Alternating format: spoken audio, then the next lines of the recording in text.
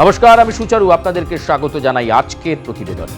পশ্চিম এশিয়ার আকাশে এক মাসের বেশি ভয়ঙ্কর লড়াই চলছে। কোথাও গর্জে উঠছে ক্ষেপণাস্ত্র, আবার কোথাও নিঃশব্দে ছায়ার মতো ভেসে বেড়াচ্ছে ড্রোন। যুক্তরাষ্ট্র ও ইসরায়েলের সঙ্গে উত্তেজনার এই আবহে ইরান যেন যুদ্ধের এক নতুন ভাষা তৈরি করেছে, যেখানে শত্রু কম কিন্তু আঘাত গভীর। এই ড্রোন শক্তি হঠাৎ করে গড়ে ওঠেনি, এর পেছনে রয়েছে দীর্ঘ 4 দশকের সংগ্রাম, ব্যর্থতা, নিষেধাজ্ঞা আর অবিচল ইচ্ছাশক্তির এক অনন্য ইতিহাস। 1979 সালে ইরানে ইসলামিক বিপ্লবের মাধ্যমে দেশটির রাজনৈতিক মানচিত্র সম্পূর্ণ বদলে যায়। আয়াতুল্লাহ রুহুল্লাহ খোমেনির নেতৃত্বে নতুন শাসন ব্যবস্থা প্রতিষ্ঠিত হলেও খুব দ্রুতই ইরানকে মুখোমুখি হতে হয় এক কঠিন বাস্তবতা। 1980 সালে শুরু হয় ইরাক ইরান যুদ্ধ। এই দীর্ঘ রক্তক্ষয়ী সংঘাত, যা ইরানের সামরিক সক্ষমতাকে কঠিন পরীক্ষার মধ্যে ফেলে দিল। প্রথম দিকে যুক্তরাষ্ট্র থেকে কেনা অস্ত্রের জোরে কিছুটা সুবিধা পাচ্ছিল ইরান, কিন্তু যখন উন্নত রাডার প্রযুক্তিকে ব্যবহার করে ইরানের বিমান বাহিনীকে চ্যালেঞ্জ জানাতে শুরু করে ইরাক, তখন দ্রুত পরিস্থিতি বদলে যায়। সেই সময়ই ইরানের মাথায় আসে এক নতুন চিন্তা। এমন একটি যুদ্ধ যন্ত্র তৈরি করতে হবে যার কার্যকর, কম খরচে আঘাত আনতে পারবে, কিন্তু মানুষের প্রাণহানির ঝুঁকি থাকবে না। এই ভাবনার বাস্তব রূপ দিতে 1984 সালে ইস্পাহান বিশ্ববিদ্যালয়ের শিক্ষার্থীরা শুরু করে পাইলটবিহীন বিমান তৈরির পরীক্ষা। একই সময়ে ইসলামিক রেভলিউশনারি গার্ড তারাও এই একই প্রযুক্তিকে সামনে রেখে কাজ শুরু করে দেয়। যুদ্ধ চলাকালীন সীমিত সম্পদ নিয়ে তৈরি হয় প্রথম ড্রোন মহাজির-1। তখন ইরানের নিজস্ব স্যাটেলাইট ছিল না, ফলে শত্রুর গতিবিধি নজরে রাখা ছিল অত্যন্ত কঠিন একটা বিষয়। সেই শূন্যতা পূরণ করে এই ছোট ড্রোন, যা ইরাকের সেনা অবস্থান সম্পর্কে গুরুত্বপূর্ণ তথ্য এনে দিতে শুরু করে। খুব দ্রুতই ইরান বুঝতে পারে এই প্রযুক্তিই হতে পারে তাদের ভবিষ্যতের শক্তি। এরপর তৈরি হয় আবাবিল ড্রোন, যা শুধু নজরদারি নয়, আক্রমণেও সক্ষম। প্রথম দিকে সীমিত পরিসরে কাজ করলেও ধীরে ধীরে উন্নত সংস্করণগুলো হয়ে ওঠে আরও শক্তিশালী ও কার্যকর। আবাবিল 3 এর মতো ড্রোন ঘন্টার পর ঘন্টা আকাশে হেসে থেকে নজরদারি চালাতে পারে, যা একসময় কল্পনার বাইরে ছিল। তবে এই যাত্রা কখনোই সহজ ছিল না। যুক্তরাষ্ট্রের কঠোর নিষেধাজ্ঞা ইরানকে আন্তর্জাতিক অস্ত্র বাজার থেকে কার্যত বিচ্ছিন্ন করে দেয়। 1988 সালে অপারেশন প্রেইং ম্যান্টিজে একই দিনে ইরাকের নৌবাহিনী ব্যাপক ক্ষতির সম্মুখীন হয়। এই ধাক্কা ইরানকে বুঝিয়ে দেয় অন্যের ওপর নির্ভর করে টিকে থাকা সম্ভব নয়, নিজেদের শক্তি নিজেদেরই গড়ে তুলতে হবে।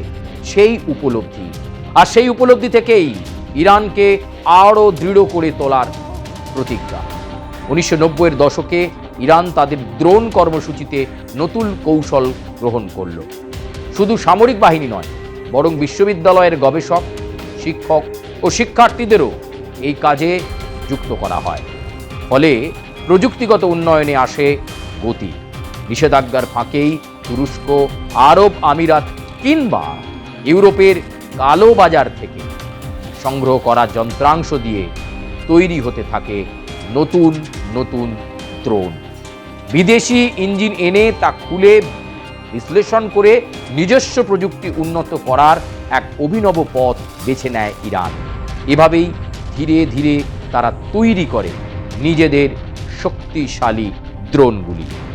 সময়ের সঙ্গে সঙ্গে ইরানের ড্রোন প্রযুক্তি পৌঁছে যায় এক নতুন উচ্চতায়। মহাজির ও আবাবিলের পাশাপাশি তৈরি হয় ফতরোস, কারার, সিরাফ, নাজির সহ আরও বহু ধরনের ড্রোন। বিশেষ করে শাহেদ সিরিজ, যার মধ্যে শাহেদ 136-এর মতো আত্মঘাতী ড্রোন আন্তর্জাতিক মহলে আলোচনার কেন্দ্রবিন্দু হয়ে ওঠে। এই ড্রোন মারাত্মক ধ্বংসাত্মকমুখী। এই ড্রোনগুলো শুধু অল্প দূরত্বে নয়, হাজার হাজার কিলোমিটার পাড়ি দিয়ে শত্রুকে আঘাত করতে সক্ষম। কিছু ড্রোন রাডার ফাঁকি দিয়ে নজরদারি চালাতে পারে, আবার কিছু নিঃশব্দে লক্ষ্যবস্তুকে আঘাত এনে ধ্বংস ডেকে আনতে পারে। বিভিন্ন জায়গা থেকে যে মেসেজ আমরা পাচ্ছি, যেভাবে ইনফরমেশন উঠে আসছে, মিসাইল যে ইরানের আছে এখনও বলছে 50%-এর ওপর আর্সেনালে ওদের মিসাইল আছে। এবং কি কি মিসাইল আছে আমরা ইতিমধ্যে দেখেছি সুচারু, যে এই বিভিন্ন রেঞ্জের মিসাইল, এবং যে মিসাইলগুলো এখন ইউজ করছে Iran, it's a new generation missile. কি নিউ জেনারেশন? যে একটা মিসাইল ওয়ারহেড থেকে মাল্টিপল মিসাইল বেরোচ্ছে, মাল্টিপল ওয়ারহেড। তো সেটা যেখানে একটা ব্যালিস্টিক মিসাইল একটা পয়েন্টে একটা টার্গেটে যাবে, সেটা যখন তার গন্তব্যস্থলে যাবে সেখানে multiple warhead, multiple missile warhead বেরোবে। তো এটাকে বলে multiple warhead. So multiple warhead যখন হয়, তখন ধরুন ইসরায়েলে যদি হাইফাই মারছে, ওদের অ্যারো 3 ইন্টারসেপ্টার্স আছে। তো অ্যারো 3 একটা ব্যালিস্টিক মিসাইলকে আটকাতে পারবে। যখন 100টা মিসাইল একটা মিসাইল থেকে বেরোবে, 100টা ওয়ারহেড বেরোবে, তো আপনি কাকে কাকে আটকাবেন?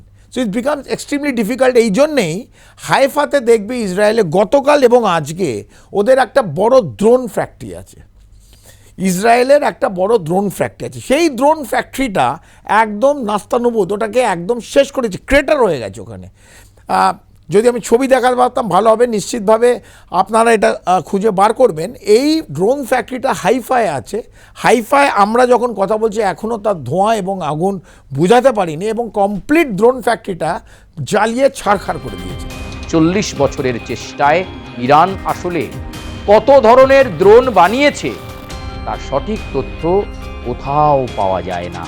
তবে মহাজির, আবাবিল ছাড়াও 2010 থেকে 2019 সালের মধ্যে আরও অন্তত 13 ধরনের ড্রোন বানিয়েছে ইরান।